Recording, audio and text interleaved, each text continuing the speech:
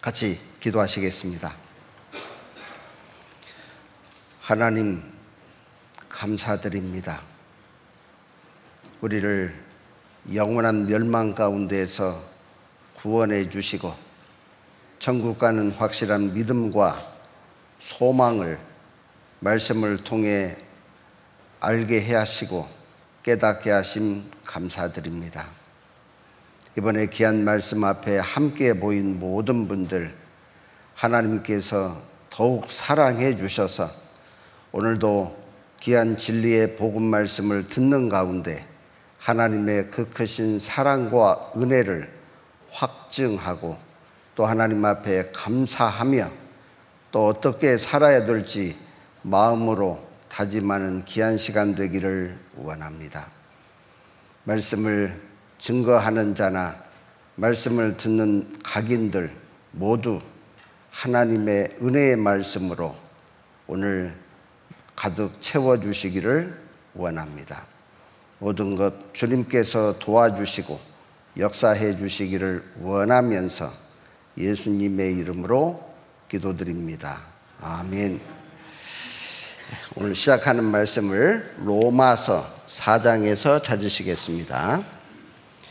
로마서 4장 신약성경 244페이지가 되겠습니다. 4장 4절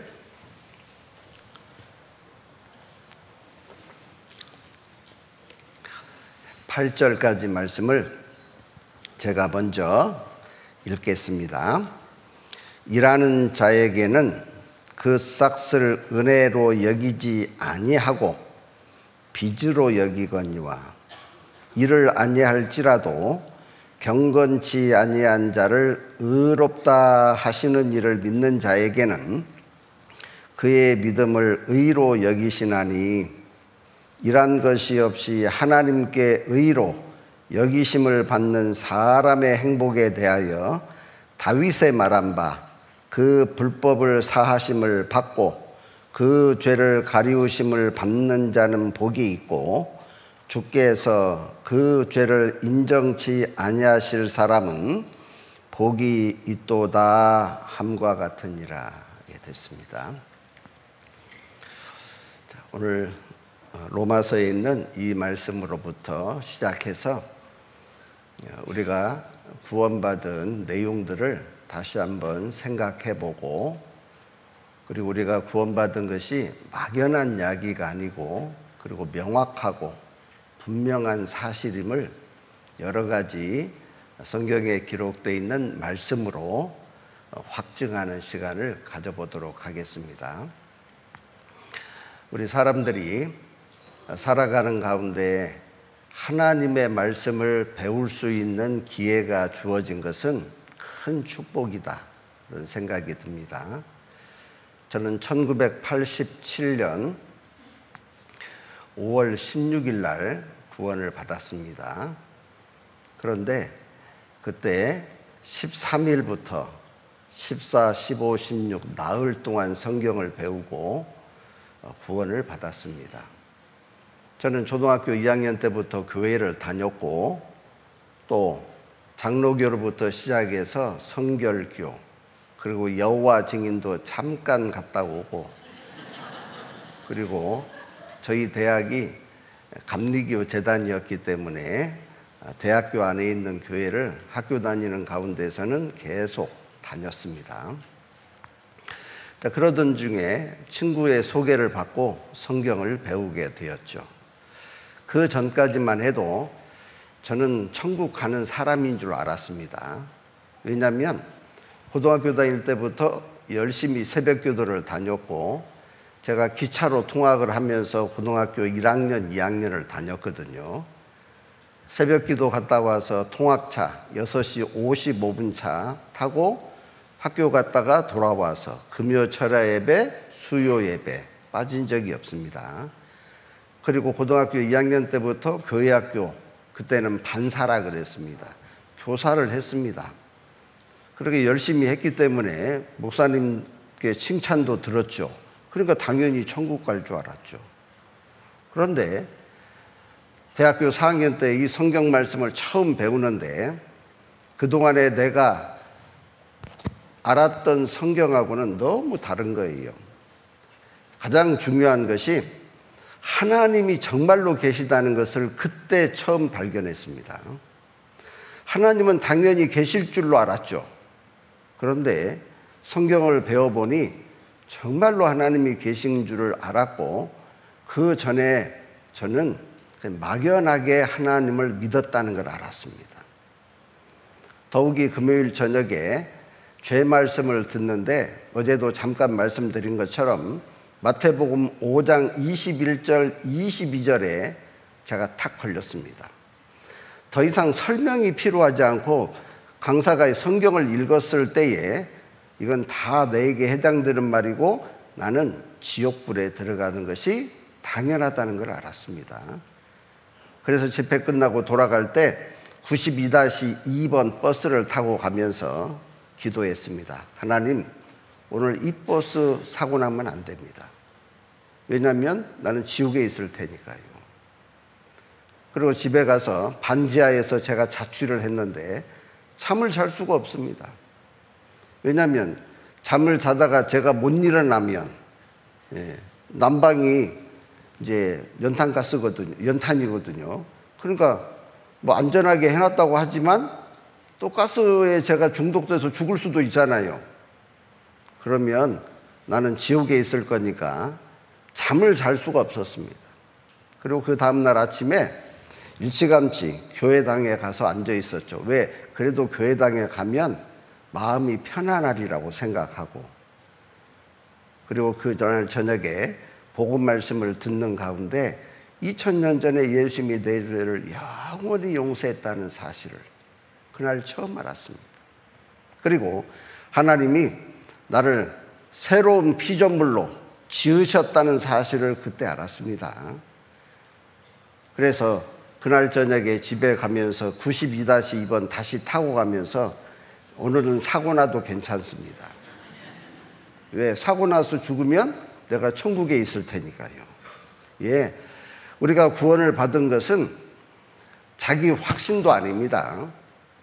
그리고 하나님의 말씀을 전하는 강사에 설득력 있는 논리적인 말씀도 아닌 거예요. 우리가 구원받은 것은 하나님의 말씀, 하나님께서 우리의 죄를 예수님을 통해서 영원히 용서해 주셨다고 하는 그 사실을 우리가 확실히 알고, 그리고 하나님은 약속을 지키시는 분이기 때문에 내가 그 사실을 믿음으로 구원을 받는 것입니다. 그러니까 우리는 하나님의 말씀이 우리를 살리신 거예요. 성경에 보면 하나님의 말씀이 나를 낳으셨다는 말씀이 기록되어 있거든요. 하나님의 자녀로 나를 태어나게 했다, 그런 뜻입니다. 그래서 우리가 구원받은 것은 정말로 놀라운 거예요. 그러니까 성경을 배웠다고 하는 것은 정말 특권 중에 특권이고, 이 세상에 약 83억의 인구가 있다고 하는데 우리처럼 이렇게 성경을 정확하게 그리고 자세하게 배운 사람들이 얼마나 있을까 생각해 보면 큰 의문이죠. 자, 그래서 우리가 구원받은 것이 하나님의 말씀으로 구원을 받았는데, 찬송을 보면 그런 내용을 담아서 부른 찬송들이 많지요. 그 중에 하나, 이 찬송을 1절, 2절만 곡을 따라서 한번 불러보도록 해보겠습니다.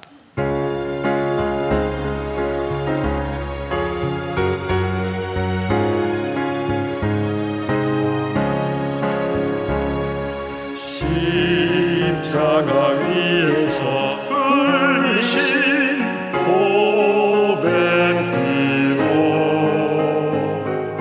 주께서 내 영혼 씻으사 날 구원하셨네. 예수 나를 죄악에서 구원하셨다.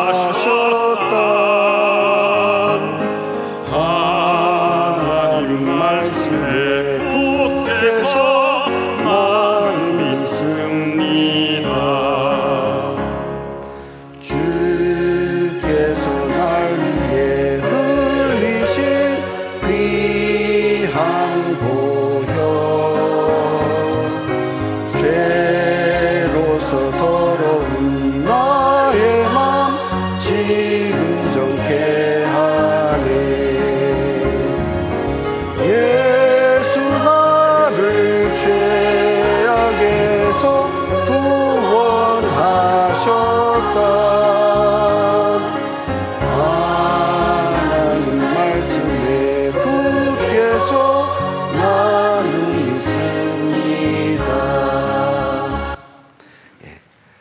하나님 말씀에 굳게 서 나는 믿습니다. 왜? 하나님께서 약속해 주신 거기 때문에 그렇죠. 그런데 죄를 어떻게 용서해 줬는가? 예수님께서 십자가에 흘리신 보혈, 피값을 지불하고 우리의 죄를 용서해 주신 사실을 우리에게 확증해 주셨죠. 자, 그렇게 우리가 이제 구원을 받았는데, 자, 구원은 은혜다 그랬죠. 우리가 노력을 해서 얻은 것이 아닙니다. 우리가 하나님을 위해서 무엇인가 행해서 얻은 것이 아닙니다. 착한 일을 해서 얻은 것도 아니에요. 교회를 열심히 다녀서 얻은 것도 아닙니다. 하나님께서 전적으로 우리를 위해서 거저 값없이 주신 겁니다. 그래서 오늘 시작하면서 읽었던 로마서 4장이 그 이야기를 하고 있죠. 일하는 자에게는 그 싹을 은혜로 여기지 아니하고 빚으로 여기거니와 이를 아니할지라도 경건치 아니한 자를 의롭다 하시는 이를 믿는 자에게는 그의 믿음을 의로 여기시나니. 어떤 사람이 밭에 가서 열심히 하루 동안 일을 했습니다. 그랬더니 주인이 수고했다고 20만 원을 주십니다. 그러면 그 20만 원은 싹이겠습니까? 은혜겠습니까? 싹이죠. 내가 하루 일한 것에 대한 대가를 받은 거예요. 만약에 주지 않는다면 우리는 달라고 독촉을 해야 되고, 그래도 안 주면 멱살이라도 잡고 좌우 앞뒤로 흔들어 제껴 버려야죠. 그죠? 왜? 당연히 내가 받아야 될 빚이라는 거예요. 자, 그런 것처럼 우리가 구원을 받은 것은 대가가 아니라는 거예요.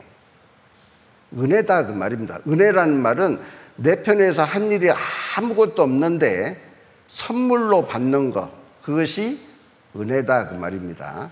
그러면서 5절에 이를 아니할지라도, 하나님을 위해서 한 일이 아무것도 없을지라도 그 말이죠. 경건치 아니한 자, 죄인을 가리키죠. 의롭다 하시는 이를 믿는 자에게는, 예수님께서 십자가에서 죽으심으로써 우리 죄를 다 용서하시고 의롭다 하나님께서 인정해 주시죠. 그리고 그것을 믿는 자에게는 그의 믿음을 의로 여기신다. 옳다, 맞다, 그렇게 인정한다는 거예요. 그러니까 우리가 구원을 받은 것은 하나님께서 주시는 은혜다, 그런 뜻입니다. 그리고 로마서 3장에서는 모든 사람이 죄를 범하였음에 하나님의 영광에 이르지 못하더니 그리스도 예수 안에 있는 구속, 구원으로 말미암아 하나님의 은혜로 값없이 의롭다 하심을 얻은 자 되었느니라 그랬죠. 어제 골로새서 1장에서는 너희에게 이 복음이 이미 이름에 너희가 듣고 참으로 하나님의 은혜를 깨달은 날부터, 참으로 하나님의 은혜, 그 은혜로 값없이 의롭다 하심을 얻을 것이다가 아니고 얻은 자 되었다는 거예요. 이미 우리는 얻어진 것을 믿는 거다 그 말입니다. 앞으로 의롭다고 해 주실 것을 믿는 게 아닙니다. 이미 하나님은 우리를 의롭다고 해 주신 거예요. 그리고 5장에도 보면 그런즉 한 범죄로 많은 사람이 정죄에 이른 것 같이 의의 한 행동으로 말미암아 많은 사람이 의롭다 하심을 받아 생명에 이를 것이다 이르렀느냐. 이미 우리는 예수님께서 십자가에서 흘리신 보혈로 영원한 생명을 확보한 사람이란 뜻입니다.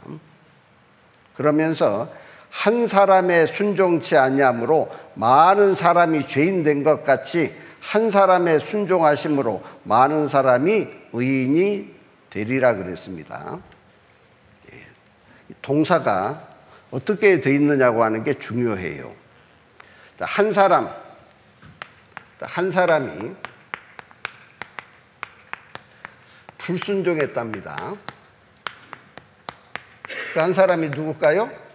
우리의 조상 아담 한 사람이 불순종함으로써 많은 사람들이 뭐가 됐다고요? 죄인. 자, 죄인 되고 싶어서 죄인 된 겁니까? 저절로 된 겁니까? 저절로. 그러니까 죄인이 되는 것은 내 의사하고 상관없이 죄인이 된 거예요.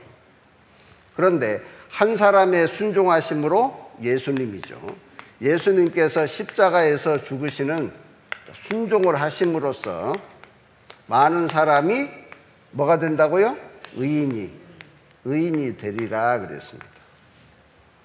의인 되는 것도 내가 의인 되기 위해서 노력할 필요도 없이 자동적으로 되었다 그런 뜻입니다. 그러니까 이 세상에 모든 사람들이 다 의인이 된 거예요. 문제는 하나님께서 우리를 의롭다고 해주신 그 사실, 의인 삼으신 것을 몰라요. 그러면 자기 것이 아닙니다. 그리고 그 사실을 들었는데도 불구하고 안 믿어요. 그럼 자기 것이 될 수가 없는 거예요. 예를 들어보죠. 어떤 학생이 어려서부터 공부를 너무 잘해서 1등을 놓쳐본 적이 없습니다. 그래서 자타가 공인하기를 서울대 법대는 따놓은 당상이다 생각을 했습니다. 그리고 지원서를 내고 시험을 본 거예요. 근데 이 친구가 그동안에 수없이 많은 시험을 봤는데 그날 가장 힘들고 어렵게 봤습니다. 그리고 나오면서 나는 보나 마나 떨어졌다. 왜? 가장 힘들고 어렵게 봤기 때문에요. 그래서 그 다음날 노량진에 있는 대성학원에 재수하려고 등록을 했습니다. 그리고 이제 졸업도 하기 전부터 이제 재수하기 위해서 학원을 다니는 거예요. 그런데 1월 4일 날 서울대학교 대운동장 전지에다가 합격자 발표를 쫙 붙였습니다. 근데 그 친구 이름 거기 있는 거예요.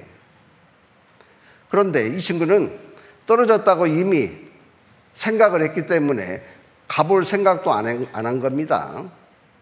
자, 그러면 그 친구가 서울대학교 법대를 못 다니는 것은 합격을 못해서 못 다니는 거예요? 몰라서 못 다니는 거예요? 몰라서. 확인만 해보면 알 수 있잖아요. 그잖아요. 그런데 확인을 하지 못해서 못 다니는 겁니다.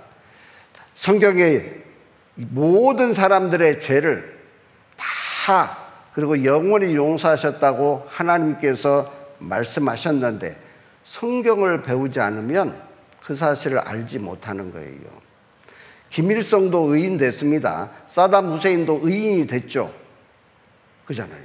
이 세상에 사람이라고 난 사람은 다 예수님의 보혈로 죄를 용서해 주신 겁니다. 근데 그 사실을 모르면 영생을 얻지 못하는 거예요. 그러잖아요. 그래서 우리는 말씀을 통해서 그 사실을 배워서 아는 거예요. 그렇게 값없이 의롭다 하심을 받은 것이 가장 큰 행복이라는 거예요. 행복에 대해서 다윗이 논했습니다. 이란 것이 없이 하나님께 의로 여기심을 받는 사람의 행복에 대하여 다윗의 말한 바. 첫날 행복을 잠깐 제가 설명을 드렸죠. 하나님을 소유한 사람, 행복한 사람. 하나님을 소유하지 못한 사람, 불행한 사람이라 그랬습니다.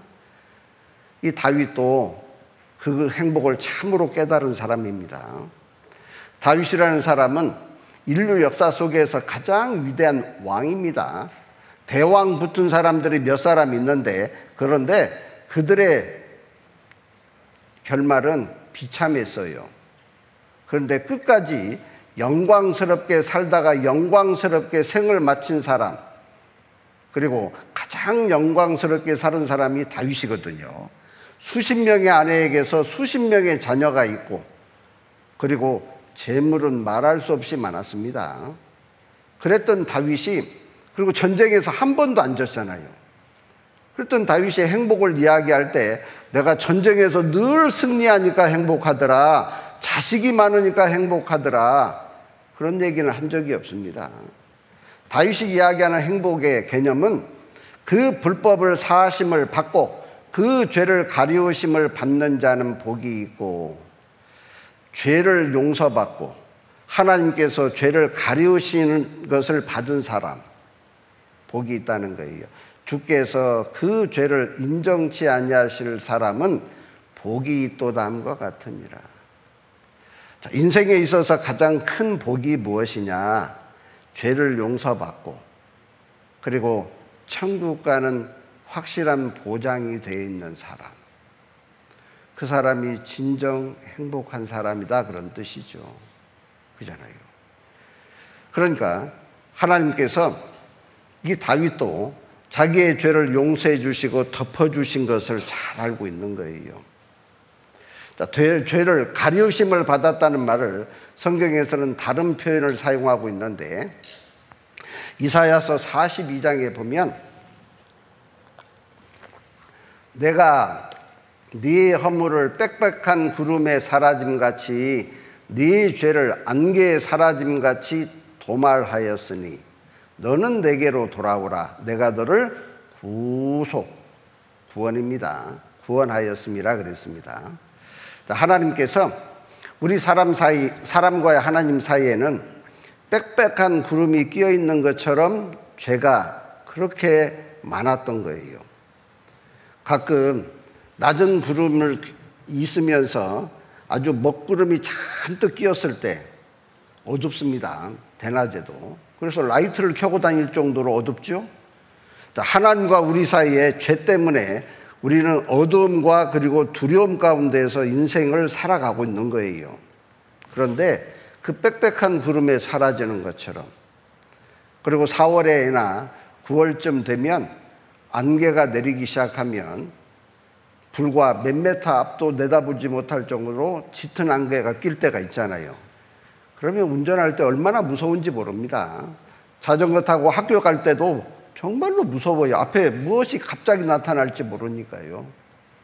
그런데 그 빽빽한 그 안개가 다 사라짐같이 도말하였으니, 도말은 발을 또 없앨 말, 발라서 없애버렸다는 뜻입니다. 자, 무엇을 발랐을까? 예수님의 보혈, 예수님의 피로 우리 죄를 싹 발라버렸다는 거예요. 그러면 우리 죄가 보이지 않고 예수님의 피만 드러나겠죠? 이 도자를 페인트 바른다고 할 때 도장 공사한다 그럽니다. 그 도자를 씁니다. 그리고 도배한다고 할 때 그 도자를 쓰거든요.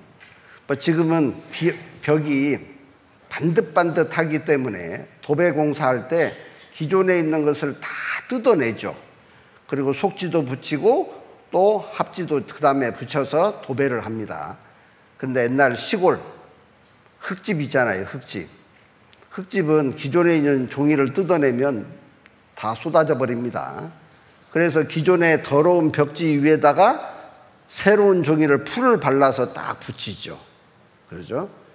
그래서 벽에 한 모퉁이를 칼로 이렇게 오려서 대야에다 물을 담가서 30분 기다리면 그 집의 도배 역사를 한 겹 한 겹 풀어볼 수가 있죠.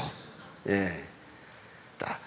기존에 더러운 것이 있는데 새로운 종이로 싹 발라버리면 그 더러운 것이 가리워지죠. 그런데 여전히 더러운 것은 그 안에 존재하는 거예요. 예수님께서 내 죄를 싹 발라버렸습니다. 하나님 보실 때는 내 죄를 볼 수 없는데 나는 여전히 내가 지었던 죄들이 생각나죠. 제가 명절 때 시골에 가면 제가 어렸을 때 제가 저질렀던 죄들이 그냥 자동으로 떠오르는 일들이 있습니다. 그 들판에 옛날에는 논두렁, 밭두렁, 지금들은 그래도 정비를 잘해서 풀도 나지 않고 시멘트까지 이렇게 깔아서 자동차도 다닐 정도로 그렇게 넓혀놨는데 옛날에는 너무 좁습니다. 그래서 풀도 많이 납니다. 그래서 아래 풀을 이렇게 묶어놓죠. 이렇게. 왜 묶어놓을까요? 어른들 지게 지고 가다가 넘어져 버리라고. 근데 명절 때 가서 가만히 보면 내가 저기다도 했다, 여기도도 했다. 다 생각이 나요. 예. 자, 예수님께서 내 죄를 다 용서했는데 여전히 내 죄는 내 안에 그대로 있어요. 용서하시는 하나님 입장에서 내 죄를 생각지 않는 거예요.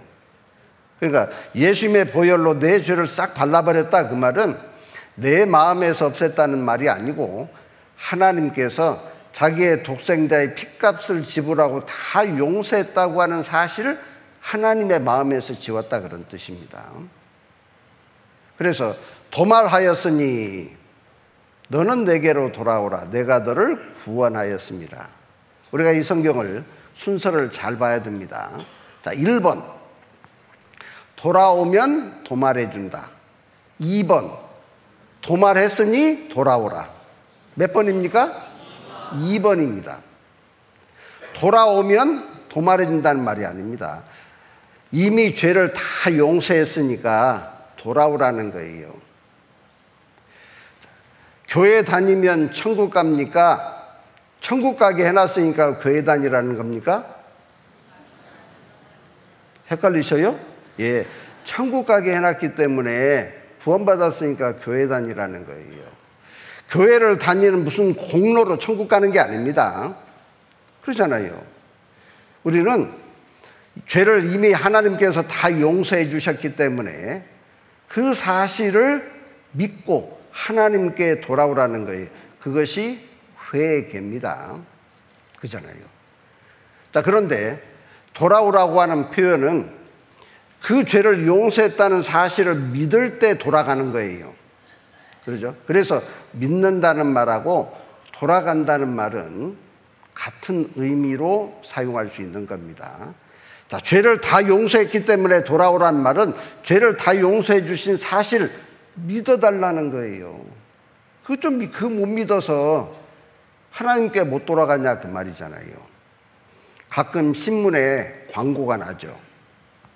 머시가 아빠가 모든 거 용서하니까 빨리 돌아오너라. 그 머시기가 철없는 사춘기 때 아버지 어머니에게 무슨 잘못을 저지른 것 같으죠.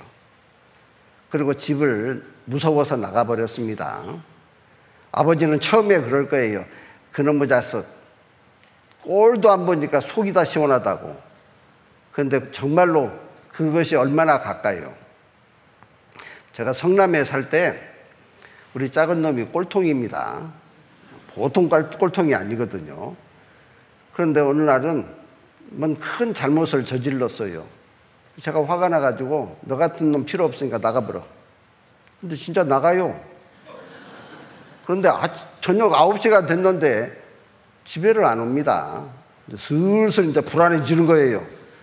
그래서 성남시 그 골목골목을 차를 가지고 다니면서 2시간을 헤맸습니다. 그래도 못 찾았습니다.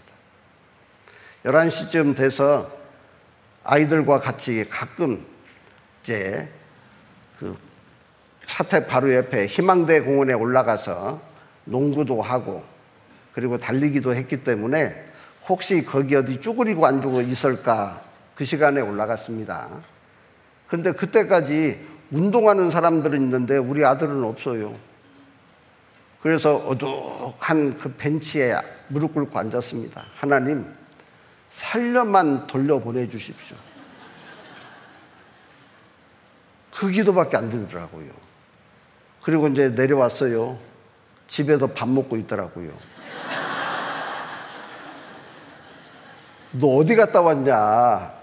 그러니까 아빠가 나가라 그래서 나갔는데 갈 데가 없어서 친구 집에를 갔다는 거예요. 그리고 친구하고 신나게 게임하고 노는 거예요. 무려 6시간 동안이나. 저녁밥도 안 먹고. 그리고 엄마가 야근을 하고 10시 반쯤 왔는데 얘네들이 게임만 하고 있으니까 야, 너희들 여태까지 게임하냐? 저녁은 먹었고? 아니요. 우리 아들이 몇 시인데요? 10시 반이다 이놈아. 그래서 그때 다 뛰쳐들어온 거예요. 예, 자식이 나가면 그 부모는 애간당이 탑니다. 1년이 가고 2년이 가고 10년이 가고 20년이 지났습니다. 그러면 아버지는 정말로 어디에서 머리 둘 곳은 있을까? 끼니는 굶지 않는가? 벌써 30 대연 먹었을 텐데 짝은 만나서 새끼 낳고 어디서 살고 있지는 않을까? 너무너무 궁금한 거예요. 그래서 신문에다가 광고를 내죠.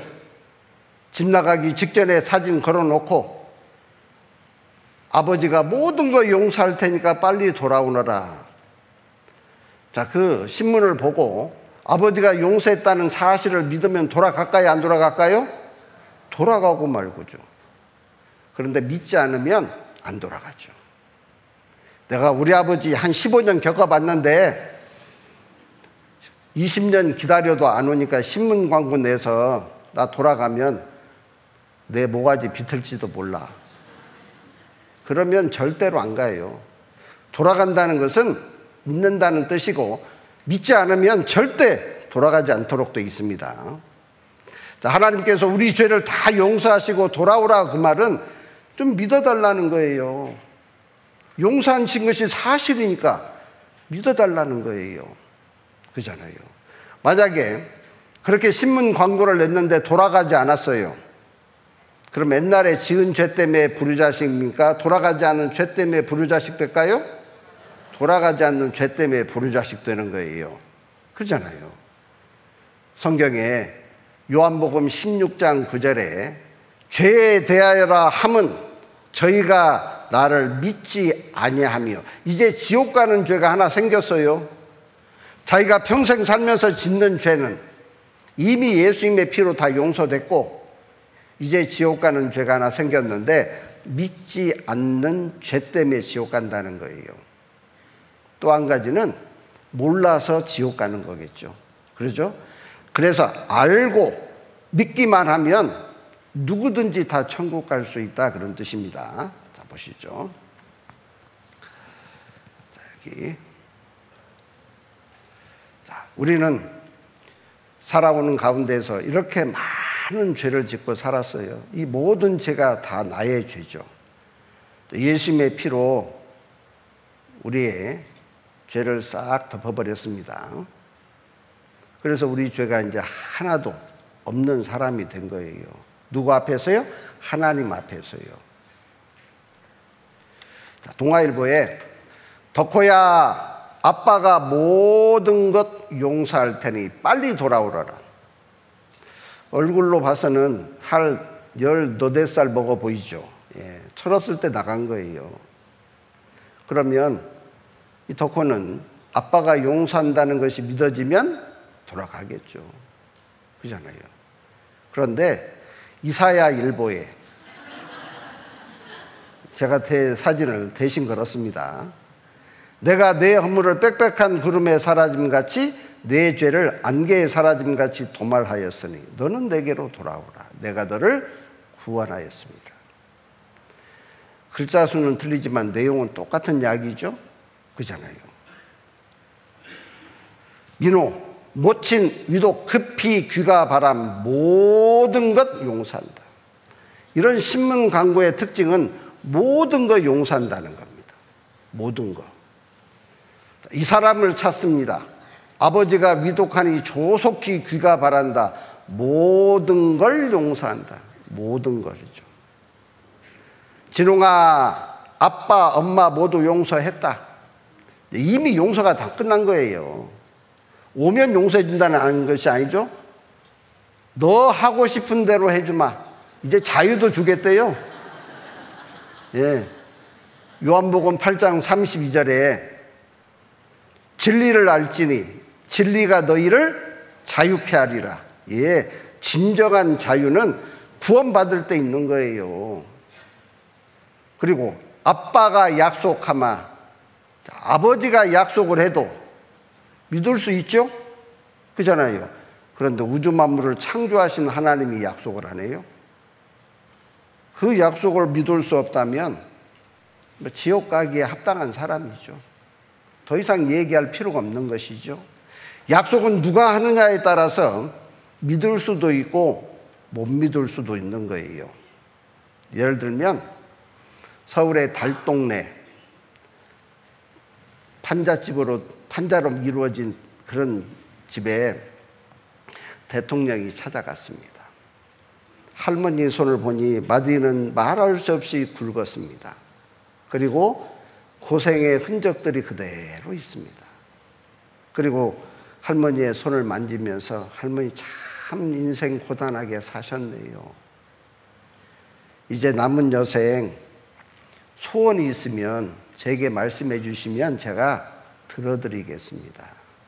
대통령 한번 보시오. 우리 집 이제 겨울이 다가오는데 삭풍이 몰아치는 찬바람을 막을 수가 없어. 외풍이 없는 집에서 한번 며칠이라도 살다가 죽었으면 좋겠소. 이게 소원이라는 거예요. 옆에 시장한테 시장님, 시형 아파트가 되었든 아니면 주택이 되었든 만드시면 우리 할머니를 위해서 작지만 하나 준비해 주세요. 그 비용은 국가에서 되겠습니다. 시장님이 예 그렇게 하지요. 그리고 할머니에게 할머니 우리 시장님께서 시에서 운영하는 주택을 공급할 때 할머니에게 꼭 한 채 드릴 겁니다. 그곳에서 편안하게 여생을 보내시다가 세상 떠나시면 됩니다. 그러면 그 할머니가 대통령 쳐다보면서 믿겠어요? 안 믿겠어요? 믿어요. 그렇잖아요. 대통령 쳐다보면서 안 믿는 행동하지 않습니다. 머리를 여러 번 조아리죠. 대통령님 제가 무엇이라고? 고맙다고. 왜? 대통령은 그런 거 할 수 있는 능력이 있잖아요. 그런데 대통령이 죄를 용서하는 일은 불가능하잖아요. 영원한 속죄는 안 됩니다. 만약에 저 같은 사람이 그 할머니에게 가서 집을 주겠다고 약속을 하면 그 할머니는 믿을까요? 안 믿을까요? 안 믿을 가능성이 99.9999%죠. 저를 위아래로 훑어보면서 그럴 거예요. 개뿔 뭐나 있을란가 모르겠네. 이런 생각이 들지 않겠어요? 예. 대통령이 약속하는 것은 집 정도는 아무것도 아니에요. 그러나 영원한 속죄를 약속을 할 수는 없습니다. 그런데 우주 만물을 창조하신 하나님이십니다. 생사화복을 주관하시는 하나님이십니다. 그리고 심판자이신 그분이 우리 죄를 영원히 용서해 주시겠다는 거예요. 그리고 우리로 하여금 천국 가는 확실한 보장을 주신다는 거예요. 그러면 믿을 수 있죠. 아버지가 한 약속도 믿을 수 있는데 하나님의 약속을 믿지 못한다? 있을 수가 없죠. 그런데 이 진홍이가 5월 13일 날 조선일보에 광고가 났는데 연락이 없어요. 그날 신문을 못 봤을 수도 있죠? 그잖아요. 그래서 5월 16일 날 경향신문에 또 났어요. 똑같은 내용으로. 왜 그럴까요? 하여튼 간에 좀 신문 좀 광고 보고 돌아오라 그런 뜻이잖아요. 자, 지옥 가는 사람의 특징이 두 가지인데 성경을 모릅니다. 교회를 성경책을 끼고 수십 년을 다녔습니다. 그런데 내 죄를 영원히 용서해 주시고 그리고 넉넉하게 갚아주셨다는 사실을 몰라요. 몰라서 지옥 가는 거예요. 또 어떤 사람은 가르쳐 줬는데 안 믿어요. 그러면 지옥 간다 그 말이죠. 그래서 알고 믿기만 하면 천국에 가는 것은 당연한 거다는 거예요. 자, 그러면 왜 하나님께서는 우리 사람들을 구원하셔서 천국 가게 하실까? 왜 그럴까? 그것은 다른 이유가 없습니다. 딱 한 가지입니다. 우리를 사랑하기 때문이에요. 자, 보시죠. 자, 여기 50%만 용서했을까요? 아니죠. 90%만 용서했을까? 아닙니다. 99.99% 이것은 절대로 내가 용서 못한다. 하나는 남겨놨을까요? 아니라는 거예요. 나의 모든 죄를 100% 속죄하는 일을 다 이루셨다는 겁니다. 자, 이렇게 많은 사람들이 온 세상 사람들입니다. 이 온 세상 사람 속에 저도 여기 있습니다. 예, 접니다. 예. 예. 이 많은 사람들의 죄를 예수님의 피로 싹 덮어서 도말해서 용서했다는 거예요. 여기 계신 모든 분들이 다 해당이 되죠. 자, 그러니까 하나님께서는 우리를 그렇게 용서하셨는데 그것은 사랑하기 때문에 그런 겁니다. 우리가 아직 죄인 되었을 때에 그리스도께서 우리를 위하여 죽으심으로 하나님께서 우리에게 대한 자기의 사랑을 뭐라고 되어 있습니까? 확실히 증거했어요. 확정하셨어요. 하나님이 우리를 얼만큼 사랑하시는지를 표현하는 방법은 예수님의 십자가의 죽으심이 가장 확실한 표현이에요. 그것도 자기의 독생자를 그렇게 죽였습니다. 이 세상에 어떤 사람이 자기의 외아들을 희생시켜서 많은 사람들을 살렸다고 한번 생각을 해보죠. 그 사람은 영웅입니다. 그런데 하나님은 자기의 독생자를 희생시켜서 온 세상 사람들의 죄를 용서해 주셨다는 거예요. 사람은 자라는 가운데서 부모님의 사랑을 어떤 계기를 통해서 한 번쯤 확인하는 그런 일이 있을 수 있습니다.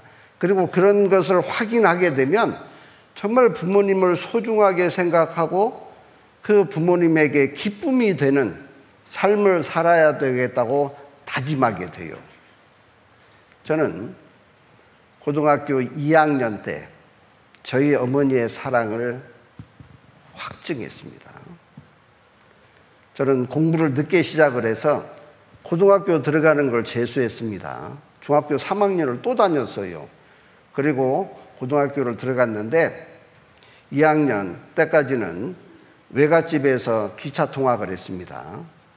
그리고 이제 3학년이 되니까 더 집중적으로 공부하라고 하숙을 어머니가 이제 해주셨습니다. 그래서 버스 타고 이제 책가방 들고 이불 보따리 포장에다가 싸고 그리고 이제 직행버스를 타는 데까지 어머니 나오셔서 하시는 말씀이 재춘아, 한 해 열심히 공부해서 좋은 대학에 가거라. 등록금은 애미가 다 준비해놨다. 가난한 집에, 풍족하지도 않은 집에 등록금을 이미 준비해놨다는 거예요. 그래서 어떻게 어머니가 등록금을 준비해놨어요? 그랬더니 너 어렸을 때부터 부직갱이로 이렇게 부뚜막에서 불집, 네가 불집 피밀 때마다 아버지가 밥할 때 한 줌씩 좀돌이 통에다 넣는 거 봤지? 그 한 줌씩 쌀을 놓았던 것이 한 마리 되고 한 가마니가 되고 개를 들어서 10가마니, 지금 20가마니가 이미 저장돼 있다는 거예요. 저축돼 있다는 거예요.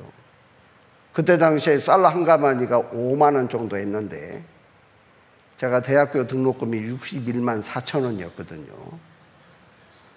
그래서 제가 진짜 열심히 공부했습니다. 그래서 우리 어머니에게 정말 입가에 미소가 띄어지도록 제가 결과를 보여드렸죠. 그때부터 우리 어머니가 나를 얼만큼 사랑하는지, 나를 위해서 내가 어렸을 때부터 한 줌 한 줌 그렇게 모으고 모아서 그렇게 준비해 주셨구나. 그러니 어머니를 사랑하지 않을 수가 없잖아요. 어머니를 존경하지 않을 수가 없습니다. 자, 그렇듯이 하나님께서 우리를 얼만큼 사랑하시는가, 예수님의 십자가에서의 죽으심이라는 거예요. 예수님께서 십자가에서 죽으시는 것은 간단한 문제가 아니었습니다. 그것은 말할 수 없이 힘들고 고통스러운 거였어요. 그런데 그 예수님의 십자가의 죽으심이 바로 하나님이 나를 사랑하는 확실한 증거라는 거예요. 우리가 구원을 받는 것은 정말로 쉬운 일입니다. 예수님께서 이미 이루신 사실을, 말씀을 듣고 깨달음으로 우리가 구원을 받았기 때문에 구원받는 것은 정말로 쉽고 값 없이 받았죠. 그런데 구원하시는 하나님과 그리고 그 일을 이루시는 주님도 쉬웠을까요? 아니에요. 너무너무 어렵고 힘들었습니다. 마치 이와 같은 거예요. 엄마가 음식을 만드는 데는 꽤 많은 시간과 정성이 들어갑니다. 근데 그 음식을 먹는 사람들은 금방 먹어치워버리죠. 10분 내지 15분이면 거의 먹어치웁니다. 근데 준비는 훨씬 더 긴 시간이 필요한 거예요. 예를 하나 또 들어보죠. 어떤 회사의 과장님이 금요일 날 저녁에 퇴근을 하면서 아내에게 넌지시 의향을 묻습니다. 여보, 다음 주 금요일 저녁에는 우리 직원들하고 집에서 식사를 한번 하면 안 될까요? 옛날 우리 아버지들은 다음 주 금요일 날 밥 준비해 그럴 건데 요즘은 그랬다가는 안 됩니다. 의향을 물어봐야죠. 남편이 자기 부하 직원들의 사기 진작을 위해서 밥 한 끼 집에서 대접하고자 하는 마음이죠. 그래서 예, 제가 준비하겠습니다. 그렇게 허락하는 순간 이 과장 사모님은 이제 머리가 아프기 시작하죠. 그러잖아요. 그래도 남편 부하 직원들인데 있는 반찬에 숟가락 젓가락만 올려놓을 수는 없고 최소한 5색 반찬에 육회 공구는 들어가야죠. 그러잖아요. 그래서 이제 메뉴를 짜는 데만 해도 한 2박 3일 걸립니다. 그리고 이제 메뉴가 완성되면 거기에 필요한 재료를 사 모으는데 한 이틀 또 필요해요. 그러다 보니까 벌써 목요일이 되어버렸습니다. 그러면 밑작업을 해놔야 되죠. 다듬을 거 다듬었고 삶을 거 삶아놓고 그래 뭐 간을 해놔야 될 것은 간도 해놔야 되고 재워놔야 될 것은 재워놓기도 해야 되고 금요일 날 아침에 남편 출근하고 아이들 학교 가고 그때부터 지지고 볶고 삶고 무치고 끓이고 굽고 7시쯤 오신다고 딱 말씀하셨는데 7시 전에 상차림이 끝났습니다. 띵동! 사모님 감사합니다. 앉아서 20분 만에 먹어치워버렸습니다. 사모님은 일주일 동안 고민한 거예요. 예, 손님 치고 나면 입 주변에 이제 물집 생기죠. 그리고 2박 3일 몸져 누울 수도 있습니다. 예, 음식을 준비하는 그 사모님 입장에서는 쉬운 일이 아닙니다. 먹는 사람은 쉽게 먹을 수 있어요. 우리가 구원받는 것은 마치 음식을 받아 먹는 거고 똑같은 것이고 그리고 하나님과 그리고 예수님은 그걸 준비하는 거고 똑같은 거예요. 얼마나 어려웠을까요? 우리가 그것을 알아야 됩니다. 그걸 알게 되면 신앙생활을 허투루 할 수가 없습니다. 대충 할 수가 없는 거예요. 자, 한번 보시겠습니다. 자, 먼저 우리가 구원받는 것이 얼마나 쉬운 것인지 민수기 21장이 우리에게 말씀을 해주시는데 여호와께서 모세에게 이르시되 불뱀을 만들어 장대 위에 달라 물린 자마다 그것을 보면 살리라. 모세가 놋뱀을 만들어 장대 위에 다니 뱀에게 물린 자마다 놋뱀을 쳐다본 즉 살더라 그랬습니다.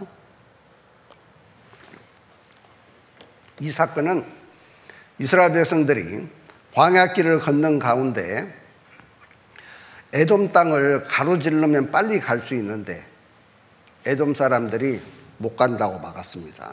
그래서 에돔을 둘러서 험한 광야길을 걸어가면서 불평 원망하면서 가는 거예요. 그래서 하나님께서 이스라엘 백성들에게 그 장막 가운데 뱀을 보낸 거예요. 불뱀을 보냈습니다. 불 나오는 뱀이 아니고 아주 붉은 빛을 띠는 독사들을 보낸 거예요. 장막 안에서 이스라엘 백성들이 뱀에게 물려서 독이 퍼지고 몇 시간 안에 막 죽어가는 거예요. 여기저기 장막에서 곡소리가 났습니다. 그래서 이스라엘 백성들이 모세에게 찾아왔어요. 하나님께 기도해서 이 불뱀 좀 없애달라는 거예요. 모세가 기도했는데 하나님은 불뱀을 없애준 것이 아니라 노수로 만든 뱀을 만들어서 장대 위에 높이 달으라는 거예요. 누구든지 그 노뱀을 쳐다보면 살게 될 거라는 거예요. 그런데 그 노뱀을 쳐다보려면 믿음이 있어야 돼요. 무슨 믿음? 노뱀을 쳐다보면 산다는 믿음이죠. 사실은 쳐다보는 것은 쉬운 일이에요? 어려운 일이에요? 그냥 고개만 돌리면 쳐다보면 돼요. 근데 문제는 노뱀을 쳐다보면 산다고 하는 하나님의 말씀을 믿는 사람이 쳐다보죠. 안 믿는 사람은 그까진 거 쳐다본다고 살아? 아니 무슨 해독제를 주든지 뭐 바르는 약을 주든지 그렇게 하면서 오히려 무시하고 그러겠죠. 2000년 전에 죽은 예수가 자기 죄 때문에 죽었겠지 무슨 내 죄 때문에 죽었으려고. 어제 이사야서 53장에 있는 것처럼 그렇게 생각하고 안 믿어요. 그러니까 우리가 구원받는 것은 노뱀을 쳐다보는 것처럼 믿음의 마음으로 쳐다보는 것처럼 쉬운 일입니다.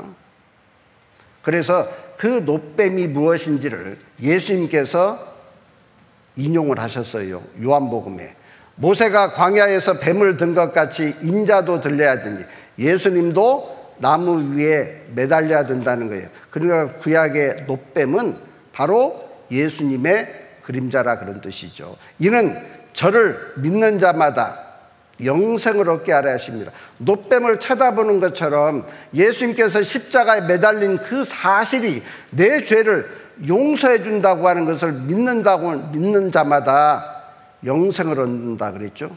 그러면서 성경에 황금절이 나오는 거예요.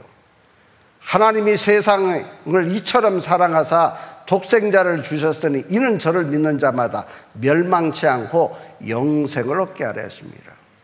성경의 황금절입니다. 하나님이 우리를 얼만큼 사랑하는가. 독생자를 내어주어서 십자가에서 피 흘려 죽게 함으로써 그 핏값으로 죄를 다 용서하시고 그 사실을 믿는 자마다 영생, 영원한 생명을 얻게 한다는 거예요. 그러니까 구원받는 것은 그렇게 쉬운 겁니다. 믿는 눈으로 바라보면 되는 거예요. 그런데 구원하는 그 일은 하나님과 예수님 편에서는 쉬운 일이 아니었어요. 보시겠습니다. 요한복음 10장에 아버지께서 나를 사랑하시는 것은 내가 다시 목숨을 얻기 위하여 목숨을 버림이라. 예수님은 자기의 목숨을 버린다고 이야기하고 있습니다. 이를 내게서 빼앗는 자가 있는 것이 아니라 내가 스스로 버리노라 그랬죠. 예수님은 이 세상에 자기의 목숨을 버려서 온 세상 사람들을 구원하기 위한 뜻을 이루기 위해서 오신 분입니다. 그래서 예수님이 내가 목숨을 스스로 버린다고 말씀했습니다. 마태복음 20장에 제자들을 모아놓고 그들에게 이야기하기를 보라 우리가 예루살렘으로 올라가노니 인자가 대제사장들과 서기관들에게 넘기움에 저희가 죽이기로 결단하고 이방인들에게 넘겨주어 그를 능욕하며 채찍질하며 십자가에 못 박게 하리니 제3일에 살아나리라. 그 전에도 여러 번 예루살렘에 다녀왔습니다. 근데 이제 예루살렘에 올라가는 이 길이 마지막 걸음인 것을 예수님은 다 아시고 계시는 거예요. 우리가 예루살렘으로 올라가게 되면 대제사장들과 서기관들, 종교가들이 인자를 죽이기로 결정을 하고 그리고 이방인에게 넘겨줄 거다. 그리고 능욕하고 채찍질하고 결국은 십자가에 못 박아 죽일 거라는 거예요. 자기가 어떤 결말을 맺을 것을 알면서 그 길을 간다? 쉬운 일이 아니죠. 그잖아요. 그래서 누가복음에는 예수께서 승천할 기약이 차감해 예루살렘을 향하여 올라가기로 굳게 결심하시고, 자, 예수님께서 이제 올라가는 이 걸음이 마지막 걸음이고, 그리고 어떠한 죽음이 기다리고 있다는 것을 다 아신 거예요. 그러니 그 예루살렘을 향해서 올라가기에 보통 결심해가지고는 갈 수가 없는 거예요. 사람은 자기가 당하는 고통을 알고 당하는 것이 쉽지가 않습니다. 싱가포르에는 지금도 태영이라는 형벌이 있는데 한 대는 그냥 맞을 수 있다는 거예요. 그런데 두 대부터는 그 고통이 무엇인지를 이미 경험을 했기 때문에 거의 미친 사람처럼 된다는 거예요. 특히나 여성들은 너무 그 고통과 공포 때문에요, 불임이 생길 정도로 심각하다는 거예요. 그래서 최근에는 여성들에게는 태형은 면했다는 겁니다. 다른 형벌로 대체했다는 거예요. 내가 당할 고통을 알고 당하는 것은 쉽지 않아요. 제가 철이 들었다 그랬죠? 그때가 8년 말인데 넘어져서 이제 손이 이 뼈가 부서지니까요, 근육이 때문에 팔이 이렇게 딱 제껴졌습니다. 이거 필 수가 없습니다. 그리고 이제 퉁퉁 부어서 얼음을 감싸고 가까운 성모병원에 이제 응급실을 찾아갔죠.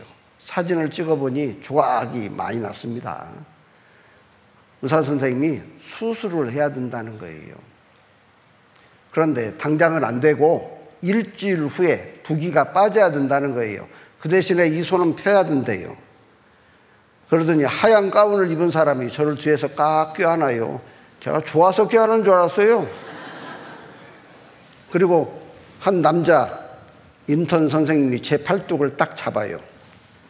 그리고 응급실 의사 선생님이 제 손가락을 이렇게 딱 끼우더라고요. 이렇게 끼워. 그리고 잡아다니면서 비틀어. 죽는 줄 알았습니다. 제가 아픈 것을 웬만큼 참는 사람이거든요. 그래서 초등학교 다닐 때 저는 숙제를 한 번도 해가지 않았습니다. 숙제를 해가지 않으면 교탁에다 발바닥 딱 올리면 선생님이 10대를 탁탁 때렸습니다. 그러면 바늘로 콕 찌르는 것처럼 아픈데 그 아픈 것은 30초면 지나갑니다. 길어도 1분이면 그래도 해결되거든요. 그런데 옛날에 뭐 책상이 있어요, 뭐가 있어요. 엎드려서 숙제를 하려면 1시간 이상 해야 돼요. 팔꿈치도 아프고 허리도 아프고 어깨도 아프고 그잖아요. 1분이면 될 것을 왜 1시간 넘게 해요.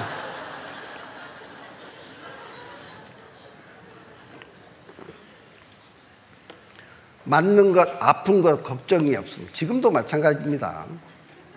그런데 그날은 죽겠는 거예요. 제가 오죽하면 마취하고 하십시다. 마취. 잠깐이면 한다고 했는데 20분을 씨름을 한 거예요. 겉옷까지 다 젖어버렸습니다. 그리고 부목을 대고 붕대를 촥 감았어요. 그리고 의사 선생님이 방사선과에 가서 사진을 찍어 오래요. 근데 그 다음 말이 저를 두렵게 했어요. 뭐라고 하냐? 잘못되었으면 다시 하재요. 제가 이러고 방사선과 가면서 뭐라고 기도했을까요? 하나님 이거 제대로 돼 있어야 됩니다. 제대로. 예. 제대로 돼 있어서 그 다음 주에 수술을 했죠. 자기가 한 번 겪은 것이나 그리고 자기가 당할 고통이 무엇인지 알고 당하는 것은 쉽지 않습니다. 그러니까 굳게 결심했다는 거예요. 그리고 예루살렘에 올라가서 마가의 다락방에서 제자들과 함께 마지막 만찬을 하고 그리고 겟세마네 동산에 올라가서 예수님은 3번 기도하셨습니다.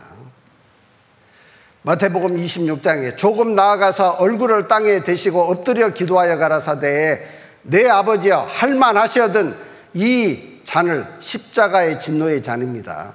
내게서 지나가게 하옵소서. 그러나 나의 원대로 마옵시고 아버지의 원대로 하옵소서.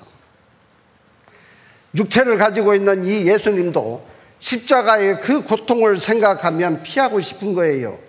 그래서 하나님께 기도하기를 내 아버지여 할만하시거든 이 잔을 지나가게 하옵소서. 그러나 내 뜻대로 말고 아버지의 원대로 되기를 원합니다. 무려 3번이나 동일하게 기도했다고 되어 있습니다.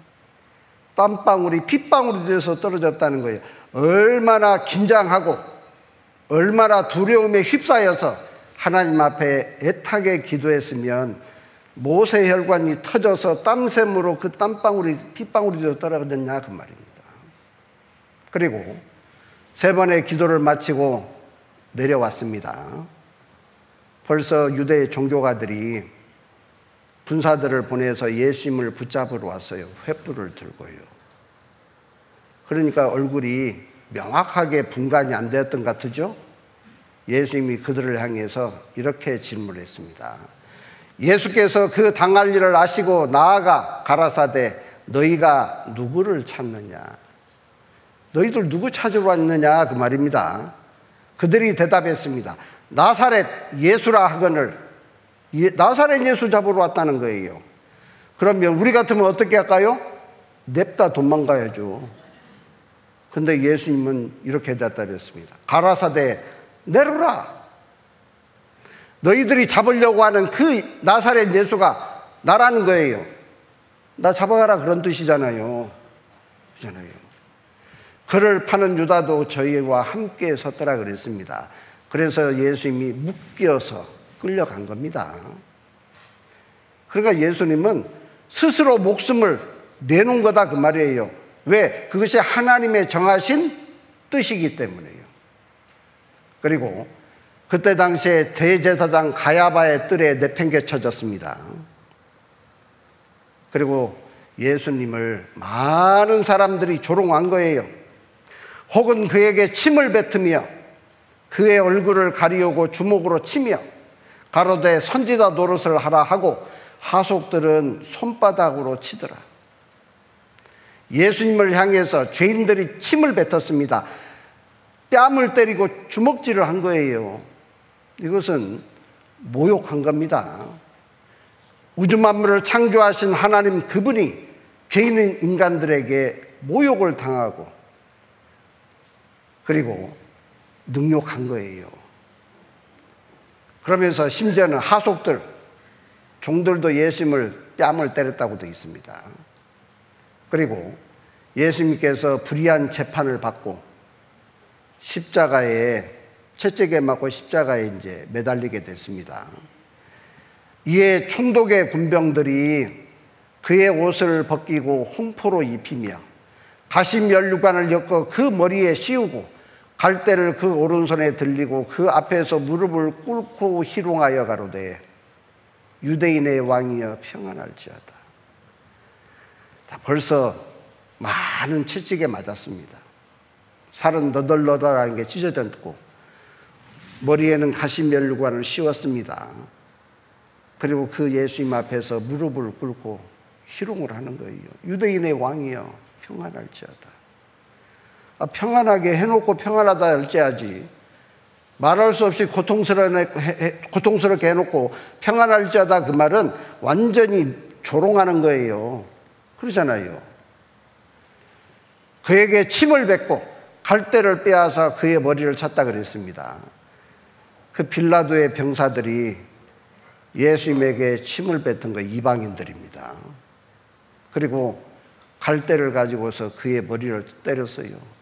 그렇지 않아도 지금 가시면류관이 씌워져서 말할 수 없이 고통스럽고 피가 흐르고 있는데 그 위에다가 채찍질을 또 했다 그 말이잖아요.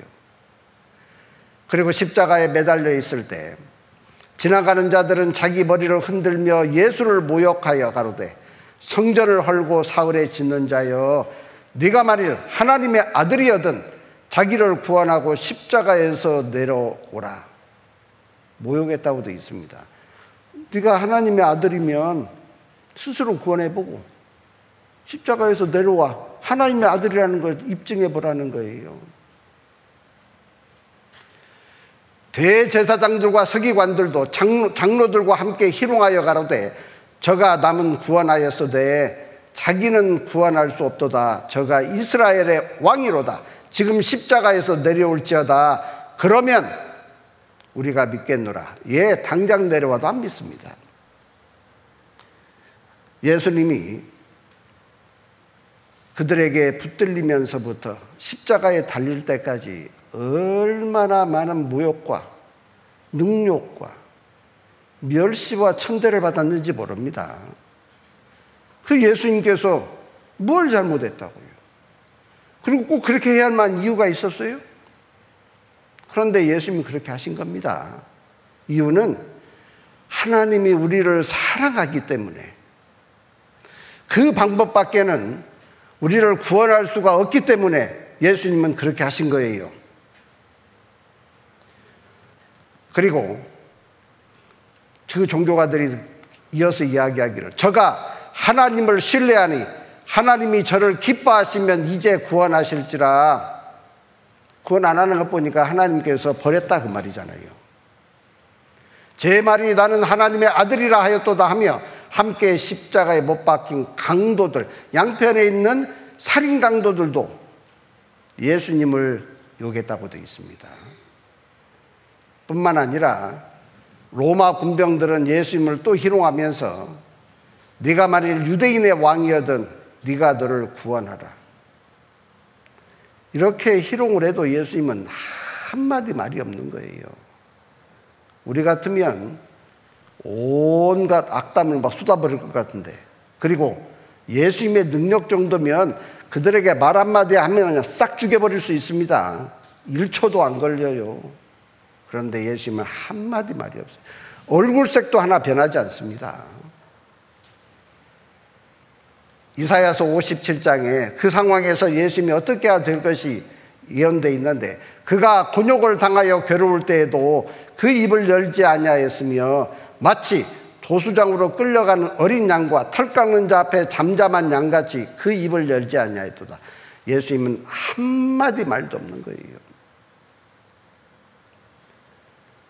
저는 죄를 범치 아니하시고 그 입에 괴사도 없으시며 욕을 받으시되 대신 욕하지 아니하시고 고난을 받으시되 위협하지 아니하시고 오직 공의로 심판하시는 자에게 부탁하시며 친히 나무에 달려 그 몸으로 우리 죄를 담당하셨으니 이는 우리로 죄에 대하여 죽고 의에 대하여 살게 하심이라. 저가 채찍에 맞음으로 너희는 나음을 얻었나니. 예, 예수님은 친히 나무에 달리셨습니다. 보라, 세상 죄를 지고 가는 하나님의 어린 양이로다. 구약의 그 양이기 때문에 예수님은 아무 말이 없는 거예요. 짐승들 중에서 오로지 양만 죽음 앞에서 발부둥을 안 칩니다. 아마 시골에서 닭 잡아보신 분 알 거예요. 닭 한번 잡으려면 얼마나 발부둥 치는지 모릅니다. 난리 납니다. 짐승을 죽이려고 하면 짐승들은 반드시 발악을 하도록 되어 있습니다. 그런데 양은 잠잠히 있는 거예요. 예수님을 설명하기 위해서 하나님이 양을 처음부터 그렇게 만드신 것 같죠. 실제 양이 죽을 때 어떻게 죽는지 잠깐 보겠습니다.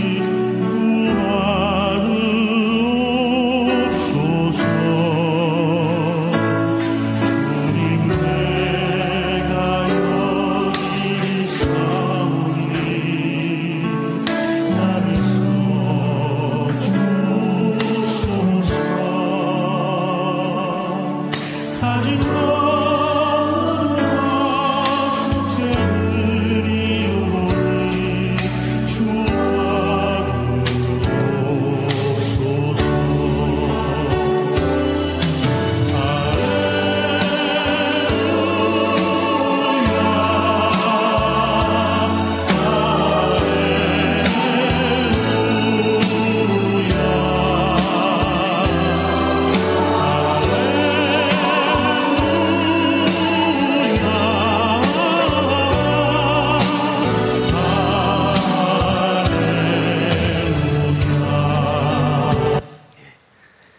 예수님을 설명하기 위해서 이 양은 특별한 짐승으로 하나님께서 만드신 것 같죠. 그리고 예수님이 십자가에서 하나님을 향해서 부르짖었습니다. 엘리 엘리 라마 사막다니 하시니 이는 나의 하나님 나의 하나님 어찌하여 나를 버리셨나이까.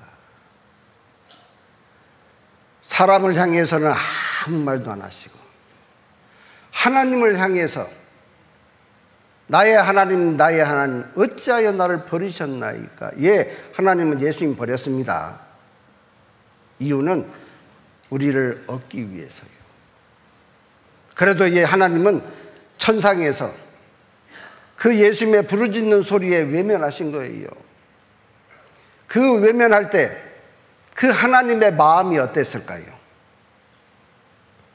온 세상 사람들의 죄값을 대신하기 위해서 십자가에서 피 흘려 죽으시는 그 예수님, 그 부르짖음을 들으신 하나님의 마음이 어떠했겠냐 그 말입니다. 하나님은 마음이 찢어지도록 아픈 거예요. 하나님의 마음은 말할 수 없이 고통스러운 거예요. 예수님은 몸으로 그 모든 고통을 다 담당했고요. 이런 과정이 있었기 때문에 우리가 구원을 받은 겁니다. 그러면 그 하나님과 주님을 위해서 어떻게 살아야 될까요? 어떤 마음의 각오로 우리가 그 하나님 만날 때까지 살아야 될까요? 할 수 있으면 교회 다닙니까? 목숨 걸고 다녀야 됩니다. 그렇잖아요. 나를 위해서 죽어주신 그 예수님 생각하면 내가 뭘 못할 거냐 그 말입니다. 그렇잖아요. 우리는 정말 마음에 각오하고 그 은혜를 생각하면서 살아야 되는 게 맞는 거예요. 하나님께서 이렇게 우리를 구원해 주신 거예요. 그리고 죄에 대해서 더 이상 이제 신경 쓰지 말라고 또 여러 가지 모양으로 죄와 관련해서 하나님께서 말씀으로 여러 가지 표현을 해 주셨습니다. 자, 이게 한번 보시겠습니다. 시편 103편 12절 말씀에 동이 서해에서 먼 것 같이 우리의 죄과를 우리에게서 멀리 옮기셨으며. 동과 서는 만나요? 못 만나요? 못 만납니다. 그런 것처럼 내가 동쪽에 있으면 내 죄가 서쪽에 있다는 거예요. 나하고 상관이 있다는 거예요? 없다는 거예요? 없다는 뜻입니다. 그러니까 우리 죄가 더 이상 나하고는 무관하다 그런 뜻이죠.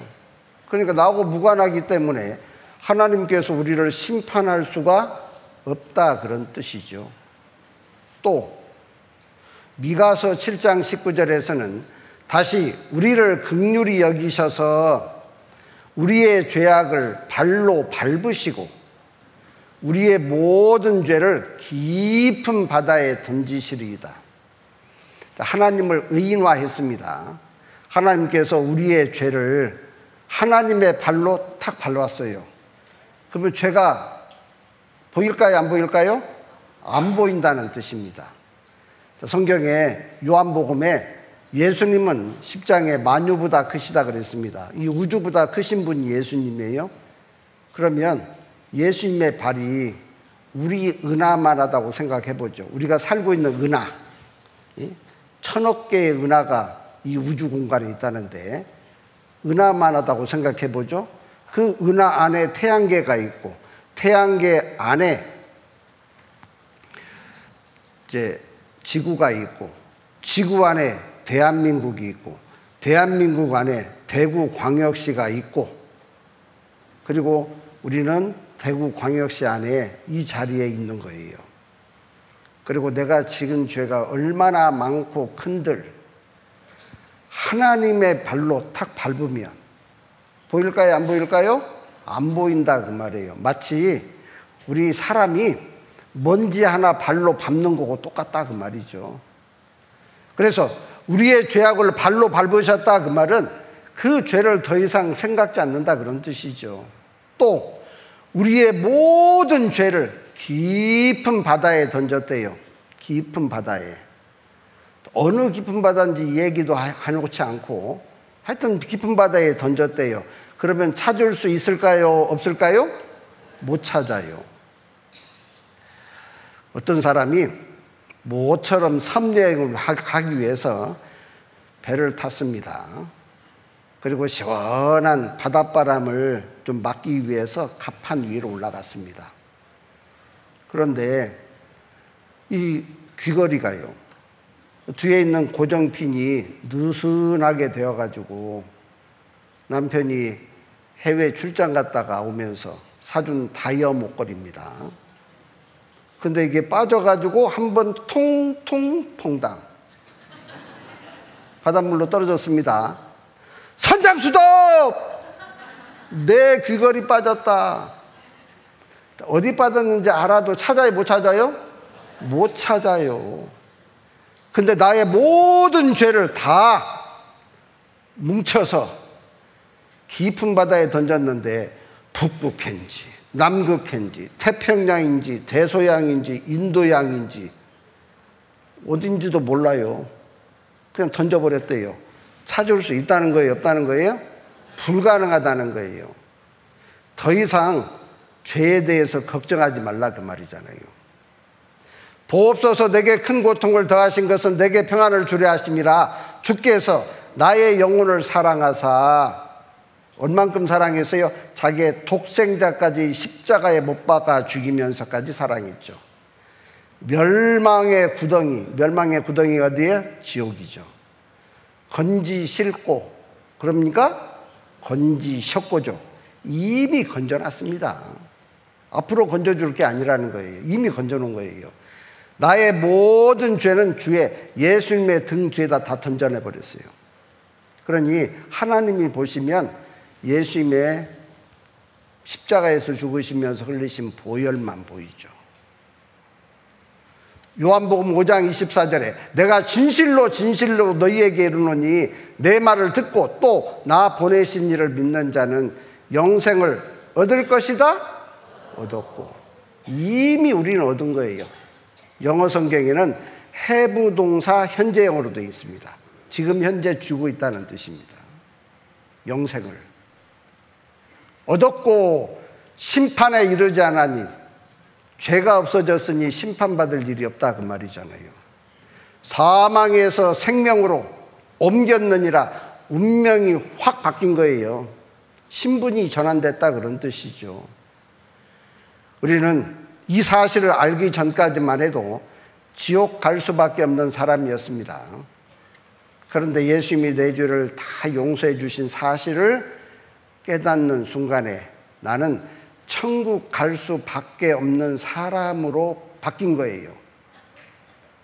이제는 지옥을 가고 싶어도 못 가. 구경도 못 해요. 그잖아요. 지옥에 가려면 미천이 있어야 되죠. 뭐 때문에 지옥 갑니까?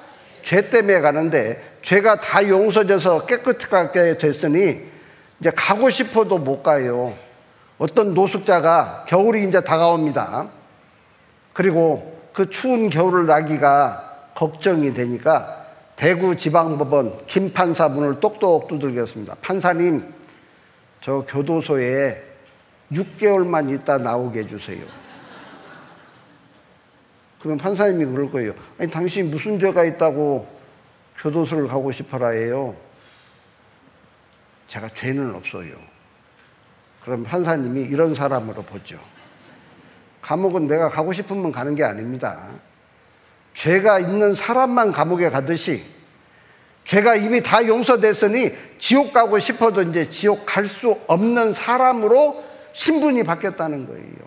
정말로 놀라운 이야기입니다. 그렇잖아요. 예. 그런즉 누구든지 그리스도 안에 있으면 새로운 피조물이라, 하나님의 자녀로, 그리고 하나님의 백성으로 새로운 피조물이 됐습니다. 이전 것은 지나갔으니 보라, 뭐라고요? 새 것이 되었도다. 이제는 하나님 안에서 나는 새 것이 된 거예요. 전에는 죄인의 몸이었는데 이제는 의인으로 바뀌었다, 그런 뜻입니다. 놀라운 이야기인 거예요. 또 성경에는 우리가 구원받은 것을 그냥 우리 스스로만 아는 게 아니고 하나님께서 보증도 세웠다는 거예요. 그 안에서 너희도 진리의 말씀 곧 너희 구원의 복음을 듣고, 자, 어제부터 우리는 계속 복음의 말씀 듣고 있습니다. 그 안에서 또한 믿어지세요? 예. 약속의 성령으로 인치심을 받았다. 인을 탁 받았는데 인이 도장인자입니다. 우리나라 사람들은 나무나 아니면 뿔 같은 데다가 이름을 새겨가지고 인주 지어서 딱 하는 걸 인이라고 하는데, 실제 여기서 인을 뭐냐면 낙인을 가리키는 거예요. 쇠붙이를 달궈가지고 짐승들 있잖아요. 엉덩이나, 그러죠? 등짝에다가 딱 하면 이제 문신이 새겨지잖아요. 그런 걸 가리키는 겁니다. 약속의 성령으로 인을 탁 쳤다는 거예요. 성령의 인이다, 그 말입니다. 그래서 그 성령이 내가 하나님의 자녀고 구원받았다고 하는 것을 확실하게 보증한다는 거예요. 그래서 고린도후서 1장 22절에 저가 또한 우리에게 인치시고 보증으로 성령을 우리 마음에 뭐라고 되어 있습니까? 주셨느니라. 자, 구원을 딱 받는 순간에 성령이 내 안에서 딱 내주하는 거예요. 산에 가서 소나무 잡고 부르짖으면서 성령 받는 게 아닙니다. 구원 받을 때 성령이 내 안에서 딱 내주하시는 거예요. 성령이요. 그 성령은 내가 구원받았다는 확실한 보증으로요. 자, 부동산을 사는 사람, 파는 사람 같이 계약을 하고, 그리고 이름 쓰고 주민번호 쓰고 주소 쓰고 전화번호 쓰고, 그리고 날인을 탁 하면 그 계약서는 유효합니다. 그 당사자들끼리만 계약을 해도 등기가 됩니다. 그런데 공인중개사가 중간에서 보증을 쓰죠. 그래서 나중에 계약에 문제가 생기면 요즘 같으면 2억까지 배상을 해주잖아요. 그죠? 보증은 계약 당사자 간에 그 계약이 더욱 확실하다고 하는 것을 입증하는 게 보증이듯이, 성령은 하나님께서 우리의 죄를 용서하시고 깨끗게 해주신 사실을 우리가 알고 믿음으로만으로도 충분한데 그 성령이 계속해서 보증을 해주신다는 거예요. 그래서 고린도후서 5장에 만일 땅에 있는 우리의 장막집이 무너지면 하나님께서 지으신 집 곧 손으로 지은 것이 아니요 하늘에 있는 영원한 집 천국이죠. 우리에게 있는 줄 아나니 5절에 곧 이것을 우리에게 이루시고 하늘에 있는 영원한 집을 우리에게 준비해 주시는 것을 이루시고 보증으로 성령을 우리에게 주신 이는 하나님이십니다. 하나님께서 우리로 하여금 확신을 갖도록, 조금도 흔들리지 않도록 보증까지 딱 세웠다는 거예요. 그래서 그 보증이 성령이 로마서 8장 16절에 성령이 친히 우리 영으로 더불어 우리가 하나님의 자녀인 것을 뭐라고요? 증거하고 있어요. 지금도 증거하고 계십니다. 성령은 우리가 하나님의 자녀라는 것을 끊임없이 증거하고 있다는 거예요. 보증으로요. 그러니까 우리가 구원받은 것이 막연한 이야기가 아닙니다. 너무나도 확실하고 분명한 얘기라는 걸 알 수 있죠. 또 우리가 구원받은 것이 하나님의 것으로 완전히 구별되었다는 의미가 담겨져 있어요. 너희는 너희 것이 아니라 값으로 산 것이 되었으니 그런즉 너희 몸으로 하나님께 영광을 돌려라. 우리는 값으로 사서 이제 하나님의 것, 주님의 것이 되었다는 거예요. 그럼 어떤 사람은 그래요. 내가 하나님의 것이 되었어? 에이, 기분 나쁘다. 그러신 분이 있을 수 있습니다. 그런데 소유라고 하는 것은 사랑을 이야기할 때 소유를 얘기하는 거예요. 부부가 서로 사랑하고 가장 존중히 여길 때 당신은 내 것이에요. 오케이. 아내도 당신은 내 거예요. 오케이. 그때 가장 서로가 행복한 상태예요. 서로가 서로에게 소유권을 인정해 주는 거예요. 아내가 You are mine 남편한테 그랬는데 No 그래버리면 일납니다. 그렇잖아요. 서로가 사랑하기 때문에 내 것이라고 하는 거예요. 그리고 내 것이기 때문에 내가 책임지는 겁니다. 내가 하나님의 것이 되면 내 삶을 누가 책임지느냐? 하나님이 책임지시죠. 어떤 가수가 노래를 불렀습니다. 내 인생은 나의 것이라고. 내 인생이 내 거니까 내가 내 인생 책임지려니까 너무 힘들었던 거예요. 고통스러웠던 거예요. 그런데 내 인생이 이제 하나님의 것으로 바뀌었어요. 그러면 내 인생을 누가 책임진다고요? 하나님이 책임져요. 아내가 내 것이기 때문에 내가 책임지죠. 그 아내의 건강도 내가 챙깁니다. 그리고 그 아내의 마음에 힘들고 어려운 것이 있는지 늘 얼굴 표정 그리고 말을 하는 것도 귀 기울여서 듣는 거예요. 그렇잖아요. 그리고 그 아내를 위해서 뼈가 부서지도록 상사들의 온갖 욕설을 당하면서도 열심히 돈을 벌어서 아내 손에 쥐어주잖아요. 또 남편이 내 것이기 때문에 남편 새벽에 일찍 출근하는데 그보다 일찍 일어나서 눈 비비면서 된장국 따뜻하게 끓여서 따뜻한 밥 먹여서 출근시키잖아요. 그리고 돌아오면 위로해주고 주물러주고 그렇잖아요. 내 거니까 내가 책임지는 거라는 거예요. 우리는 하나님께서 값을 지불했는데 무슨 값을 지불했을까? 중요하죠? 디모데전서 2장 6절에 그가 모든 사람을 위하여 자기를 예수님 자기를 속전으로 주셨으니 속전, 속할 속이기도 하고 살 속이라고 하는 뜻도 사전에 있어요. 우리를 사기 위해서 예수님 자신이 십자가에서 지불했다는 거예요.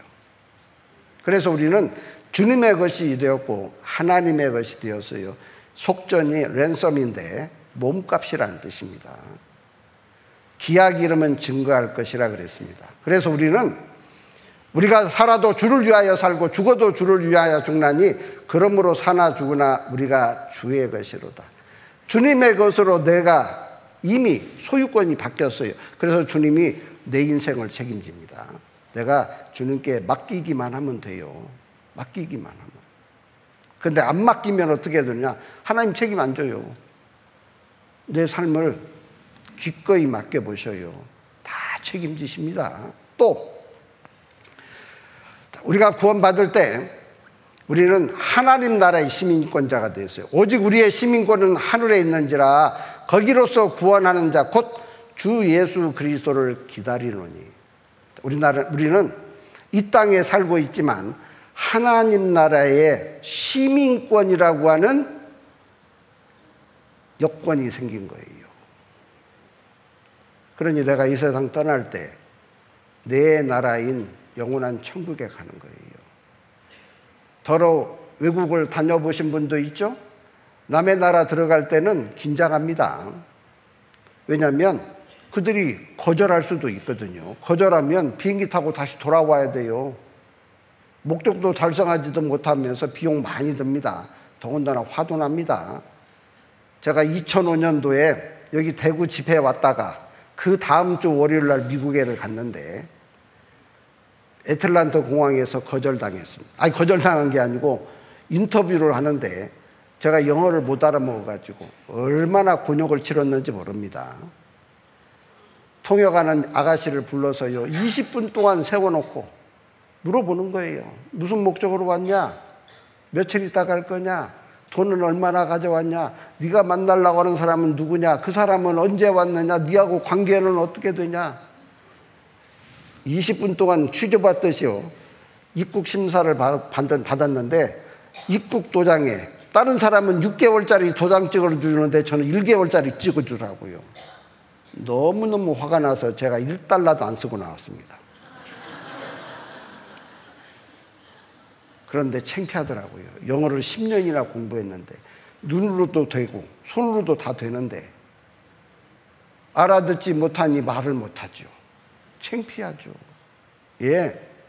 그런데 인천공항 들어올 때는 좀 물어봤으면 좋겠어.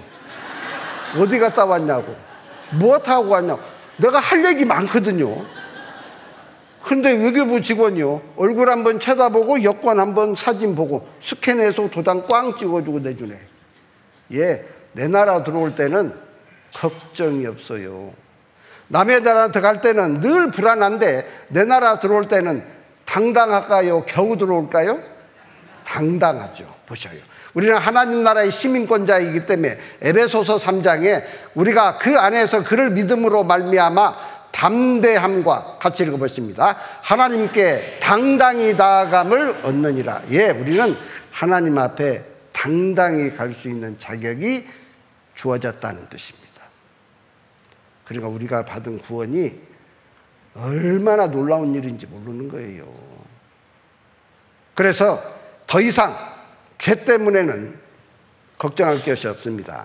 그렇다고 해서 마음대로 죄를 지어도 괜찮다? 그 얘기가 아닙니다. 죄는 짓지 말아야 되는 거예요. 왜? 우리가 지은 죄 때문에 예수님께서 그렇게 비참하게 죽으셨기 때문에 여전히 죄를 짓는다면 예수님을 그렇게 비참하게 죽이는 꼴이 되는 거예요. 실제 그렇게 이미 죽었으니까 죽지는 않지만, 만약 내가 잘못해서 우리 아버지가 나를 대신해서 곤장 20대를 맞았다고 생각을 해보죠. 그러면 똑같은 죄를 지을 때마다 곤장 맞으면서 신음하고 부르짖는 그 아버지의 목소리가 안 들릴까요? 그것 때문이라도 죄를 짓는 현장에서 빨리 돌이키지 않겠습니까? 우리는 우리의 삶 가운데 죄를 멀리 해야 됩니다. 죄에 대한 심판은 없지만 죄를 지으면 하나님께서 그 다음부터는 더 이상 죄를 짓지 않도록 회초리를 드는 거예요. 사랑의 매를 든다고 되어 있습니다. 그러면 얼만큼 죄를 안 지으려고 노력해야 되는가? 성경에서는 죄와 싸우되 피 흘리기까지 싸우라고 되어 있습니다. 피 흘리기까지 죄를 안 지으려고 싸우라는 거예요. 그러면 죄가 도망가 버리는 겁니다.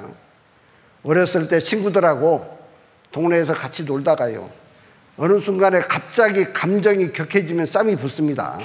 그리고 막 치고 받고 엎어지고 뒤집어지고 그러죠. 그러다가 이제 코피가 나면 어떻게 해요? 싸움 끝나요. 그잖아요. 몇 번 엎어지고 넘어지고 그러면 이제 힘에 딸리면 싸움이 끝납니다. 그런데 어떤 놈은 피가 줄줄 흘리는데도 집에까지 쫓아와서 덤비는 놈이 있습니다. 그러면 그런 아이하고 다음에 싸울 기회가 생기면 싸울까요? 안 싸울까요? 안 싸웁니다. 야, 됐어. 너구나 질려서 안 싸운다. 질려서. 싸움도 좀 끊고 맺는 것이 있어야 낭만적이죠. 정도 더 붙지. 그런 것처럼 나를 죄짓도록 끌고 가려고 하면 피 흘리기까지 싸우라는 거예요. 그러면 다음에는 죄가 우리를 근접도 안 해요. 근데 적당히 타협을 합니다. 그러면 이제 죄를 짓죠. 그러면 죄를 지으면 어김없이 하나님께서 회초리를 들죠. 이름하여 징계라고 하는 것입니다. 자, 보시겠습니다. 자, 너희가 죄와 싸우되 아직 피 흘리기까지는 대항치 아니하였다. 그래서 어떻게 되느냐? 죄를 지었다는 말이죠. 주께서 그 사랑하시는 자를 징계하시고 그의 받으시는 아들마다 채찍질 하심이니라 하였으니 너희가 참음은 징계를 받기 위함이라. 하나님이 아들과 같이 너희를 대우하시나니 어찌 아비가 징계하지 않는 아들이 있으리요. 징계는 다 받는 것이오늘 너희에게 없으면 사생자요 참 아들이 아니니라. 죄를 지으면 이제 하나님의 자녀로 내가 되었기 때문에 하나님께서 죄를 지을 때마다 회초리를 댄다는 거예요. 마치 아버지가 아들에게 하는 것과 똑같다는 거예요. 아버지는 자기 자녀가 잘못된 말이나 행동을 하면 먼저는 훈계를 합니다. 그 다음에는 경계를 합니다. 그 다음에는 매를 경고합니다. 그래도 반복하면 드디어 회초리를 드는 거예요. 목적이 뭘까요? 그 잘못된 것을 뉘우치고 다시는 그런 잘못을 하지 않도록, 그리고 자기의 자녀가 사람으로서 사람다운 삶을 살게 하기 위한 목적으로 회초리를 듭니다. 그런데 또 한 가지 목적이 또 있다는 것입니까? 그것은 아버지 자기 자신을 위해서라도 자녀에게 회초리를 대야 되는 거예요. 이유가 뭘까요? 자녀가 잘못되면 자녀도 욕을 먹지만 애비가 어떤 놈이냐 그래 버리잖아요. 뭘 가르쳤어? 가정교육이 잘못되었네. 그러면서 그 부모를 욕합니다.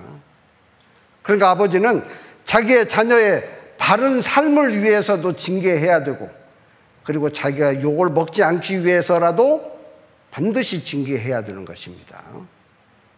하나님도 마찬가지죠.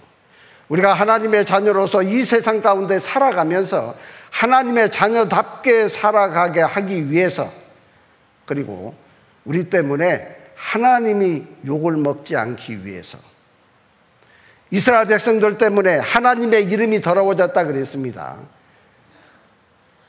그런 것처럼 구원받은 하나님의 자녀들 때문에 하나님께 욕이 돌아가면 안 되잖아요. 하나님 뭘 가르쳤다냐? 하나님께서 그렇게 하라고 구원하셨다냐? 교회 다니는 것들은 다 그러냐? 그래 버리면은 하나님께 욕 돌아가는 거예요. 나로 말미암아서 하나님께 영광은 못 된다 할지라도 최소한 욕이 되지는 않아야 되지 않겠어요? 그래서 하나님께서 근실히 징계한다고 되어 있어요. 엄격하게 징계합니다. 그리고 하나님은 사람은 인정이 있기 때문에 어느 정도 때리다가도 인정이 발동해서 멈추는 수가 있습니다. 하나님은 고칠 때까지 징계합니다. 반드시 그렇게 합니다. 내일도 조금 더 제가 자세히 말씀을 드릴 거예요. 어떻든 간에 구원받은 그리스도인들은 심판은 없습니다. 그러나 징계라고 하는 것은 있다. 그리고 그 징계는 사랑에 매고 구원받았다는 분명한 증거다는 거예요. 그러면 어떻게 우리는 죄를 짓지 않고 살아갈 수 있을까? 방법이 필요하죠. 그 방법은 내일 아침에 말씀드리겠습니다. 제가 어제 그제 오버한테 제가 시간을 사용했죠. 오늘 보상을 해야 된다고 했기 때문에 지금 25분입니다. 예, 내일 아침에 만나도록 하겠습니다. 저도 약속을 지킵니다. 예, 내일 아침에 꼭 오셔서 어떻게 하면 죄를 짓지 않고 하나님께 영광을 돌리면서 살 수 있을지 우리가 또 배워봐야 되겠습니다. 내일까지 끝까지 함께 하셔야 됩니다. 같이 기도하시겠습니다. 자비로우신 아버지 하나님 감사드립니다. 구원해 주시고 또 우리가 하나님의 자녀로 백성으로 하나님의 귀한 은혜 가운데 거하는 귀한 사람이 되도록 도와주옵소서. 우리 가운데 한 사람도 주님을 등지지 아니하고 주님 바라보고 늘 살아가다가 주님 앞에 당당히 서는 우리들이 되기를 원합니다.